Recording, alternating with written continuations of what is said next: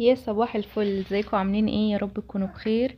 جيت لكم فيديو جديد، وفيديو النهارده هيكون روتين. تمام. طبعا زي ما انتم شايفين كده، انا صحيت الصبح كنت بعمل لانش بوكس بتاع يوسف. بس قبل ما نتكلم بقى في اي حاجه، متنسوش تشتركوا في القناه وتفعلوا زر الجرس وتعملوا لايك كبير بقى للفيديو عشان القناه تترفع وتتشاف.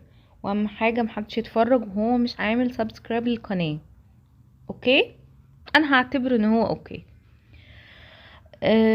كنت عامله له امبارح سندوتشات بطاطس بالليل، هو ما كلهاش، فقلت ايه كده كده كنت شايلاها يعني، فقلت احطها له في اللانش بوكس. وعملت له ايه سندوتش جبنه، وما كنتش جبت عصير بس كان في كيكه قلت احطها له. انا مش بجيب له حاجات حلوه كتير ورايح الحضانه عشان ياكل اكله. انا بحط له اكل كتير ليه او يبان ان هو كتير؟ عشان انا بسيبه من الساعه 8 الصبح لحد الساعه 4 العصر، فبيبقى وقت كبير. فبحط له اكل كتير وبجيب له ساعات حاجات حلوه يعني بكميات، مش كميات يعني، واحده عصير، شيبسي، مولتو، كيكه، بسكوت كده يعني.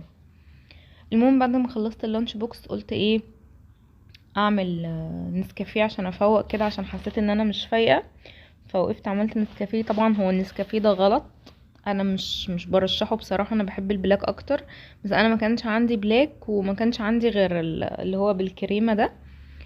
فقلت مش مشكلة لو شربت واحد في اليوم، مش هيجرى حاجة يعني، ما انا مش هقدر نفسي يعني.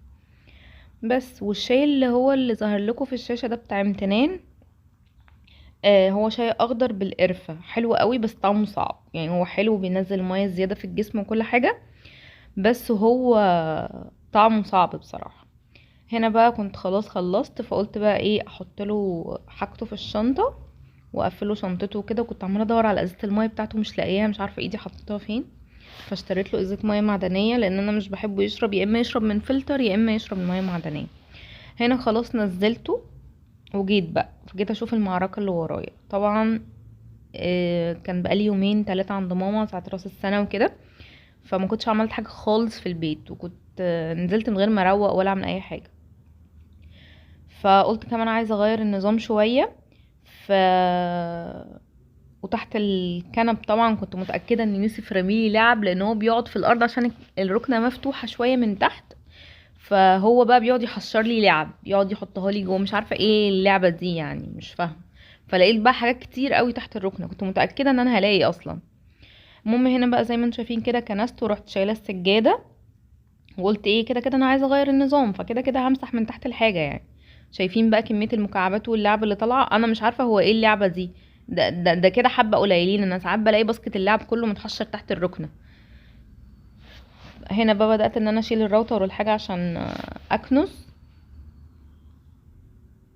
مش عارفة ليه، انا يعني انا وديت يوسف الحضانة وبعدين رحت الجيم شوية، وبعدين قلت ايه اجي اروق بقى عشان اخلص يعني، اعمل ان شاء الله اعمل الركنة بس والصالون و... وبقيت الحاجة اعملها تاني يوم مش مشكلة، لان انا كده كده كنت هعمل غدا. انا بعمل عاملة دي امتى؟ لو انا عاملة حسابي يا اما عاملة غدا يعني، يا اما عندي اكل مثلا من امبارح هعمل جنبه شوية رز او حاجة، او ان انا مثلا جوزي هيجيب اكل وهو جاي، فتلاقيني بقى بهد الدنيا في البيت. ما هو انا مش عامله اكل بقى، ما هو مش هيبقى اكل وترويق، واحد مش لاقي صحته في الشارع يعني. بس فهنا بقى بدات اكنس تحت من تحت الترابيزه، طبعا عشان انا ما كنتش موجوده وجوزي كان قاعد لوحده في البيت، فكان سايب البلكونه مفتوحه. فطبعا صباح التراب يعني، صباح كل حاجه حلوه.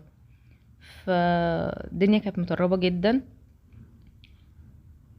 هنا بقى كنت بلف الركنة، طبعا ديفا مش سايباني في حالي. يوسف في الحضانة فهتستلمني انا بقى، هي دي كلبة ابني اصلا بس هي طول ما هو مش موجود هي لازقة فيا انا. هي كلبة مش قطة، عشان كان في واحدة الفيديو اللي فات بتقولي هي دي قطة، لا هي مش قطة، هي كلبة صغيرة شوية. هنا بقى بدأت اظبط السلوك. انا اكره ما عليا في حياتي ان انا سلكي يبقى باين. معرفش ليه بكره المنظر ده جدا. معرفش اتعايش مع الفكرة دي ان انا قاعدة وفي سلك طالع كده او سلك طالع كده، سبحان الله يعني. هنا بقى شايفين، والله العظيم انا بعاني مع يوسف، بعاني معاناة، مع انه هو مش صغير، هو صغير يعني يعتبر، بس مش صغير قوي يعني، مش بيبي لسه بيزحف او كده. عنده 3 سنين ونص او 3 سنين و9 شهور حاجة كده يعني. المفروض يبقى نضج بقى شويه وكبر وفهم ان هو ما ينفعش يحشر الحاجه تحت الركن.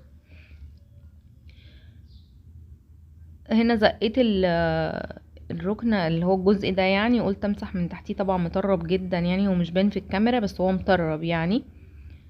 انا كنت بمسح بميه سخنه، ميه سخنه اللي هي نازله من السخان يعني، مش ما بحطش في الكتل، بجيب من السخان وحاطه جنرال وحاطه شويه معطر كده صغيرين عشان يدي الارض اللمعه اللي انتوا شايفينها. هنا بقى كنت غاسله الحافظات دي، فقلت افرشها عشان يوسف امبارح كان بياكل لسان عصفور ووقع لي على الركنه، اللي هو صباح الفل يعني، اللي هو انا مش عارفه هلم ورا مين ولا مين، الم وراه ولا الم ورا الكلبه ولا اعمل ايه بالظبط. هنا فرشت الحفاظات وهحط بقى المخدات مكانها. انا يعني ما يعتبرش تنظيف عميق يعني، يعني مش تنظيف عميق للدرجه، لا هو يا دوب بس نضفت تحت الحاجه لان انا هلف، كنت هغير النظام يعني. هنا بقى دخلت طبعا عشان الدنيا كانت مطربه، فالبوفيه اتطرب والسفره فعليهم تراب بطريقه بشعه. فهنا بقى رحت ملمعاها ورحت مرجعه بقى المفارش والحاجه تاني كلها زي ما كانت.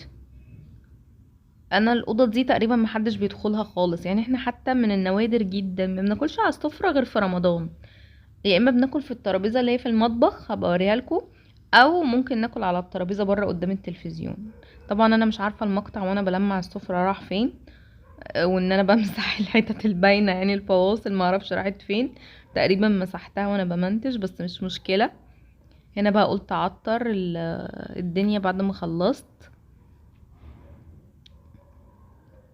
عايزه انزل الستاير اغسلها بس لا مش دلوقتي يعني، على قبل رمضان كده طبعا، والسجاد في سجادتين كده ديفا قايمه معاهم بالواجب ما شاء الله، فعايزه انزلهم يتغسلوا يعني، بس مش دلوقتي، شويه كده عشان الجو دلوقتي برد فصعب قوي ان انا اشيل سجاد يعني، فمش هعمل كده دلوقتي، ممكن يعني على اخر شهر 2 مثلا قبل رمضان يعني يعتبر. هنا كنت بقى مشطبه المواعين ودنيتي زي الفل. قلت بقى ايه اسلق اللحمه لان اللحمه هتاخد وقت في السلق، فاستغل بقى الوقت ده. وطبعا كان النور هيقطع الساعه 11 الصبح، الكلام ده كان بدري جدا، بس الحمد لله ما قطعش الساعه 11 وقطع الساعه 3 اللي هو يعني كده كده هنقطعه يعني مش مهم التوقيت. فحطيت المية على النار. انا عارفة ان الحلة كبيرة على كيلو اللحمة، بس انا كنت عايزة شوربة كتير، كنت عايزة شوربة عشان انا هعمل لسان عصفور، وكنت عايزة شوربة عشان هعمل بيها الرز عشان جوزي كان عايز ياكل فتة. أه وانا كده كده اصلا بحب اشيل شوربة في الفريزر يعني، فقلت استغل كيلو اللحمة اسوأ استغلال. فهنا بقى قلت انضف الرخامة لان طبعا وقتكم بقالي كتير قوي ما نضفتش، فقلت بما اني واقفه في المطبخ وما بعملش حاجه وخلصت بره فامسح الرخامه كده وانضفها.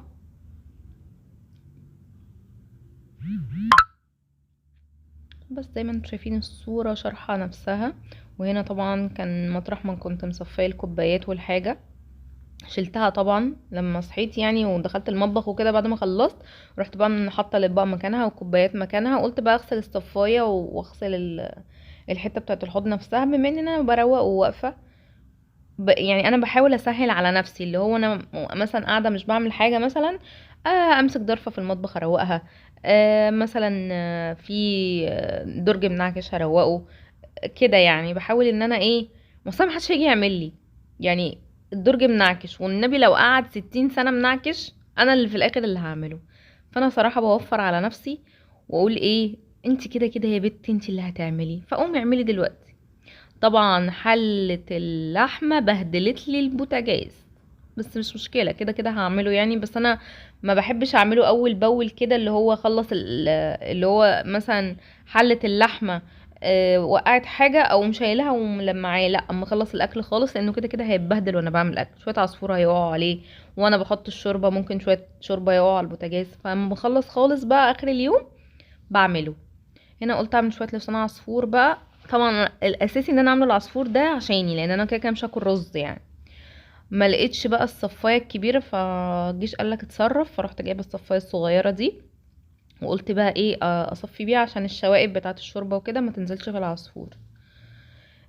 انا بدي العصفور عشان ما يكبرش في الميه، عشان هو بيكبر بطريقه غريبه يعني. خلاص انا حطيت له الشوربه، هيغلي بس غلوه كده واطفي عليه واغطيه يكمل سوا بقى وهو متغطي، يعني ما تخليهوش يستوي سوا كامل، عشان ما تلاقيش الحبايه كبرت كده وبقى شكلها غريب، وتحسي انها شبه المكرونه كده اللي هو طعمها لا مستوي زياده عن اللزوم يعني. هنا بقى شوحت، حطيت حته سمنه وقلت اشوح الرز وهسقيه برضو بالشوربه، بيبقى طعمه تحفه. عايزه اقول لكم ان جوزي قال لي ان الفته طعمها تحفه عشان الشوربه. هو انا اصلا الشوربه ما حطيتش فيها حاجه غير واحده ماجي وشويه فلفل اسود وشويه كزبره ناشفه. انا كده كده اصلا عشان معدتي وموضوع التكميم والكلام ده فما بحطش بهارات كتير. هنا خلاص كنت عليت النار وسايباها بقى. بصوا هنا بقى ده اكلي يعني، شوفوا هما ياكلوا ايه وانا هاكل حته اللحمه دي وشويه الشوربه الصغيرين دول هقعد اكل فيهم بقى اليوم كله. بس ده كان فيديو النهارده، يا رب يكون عجبكم.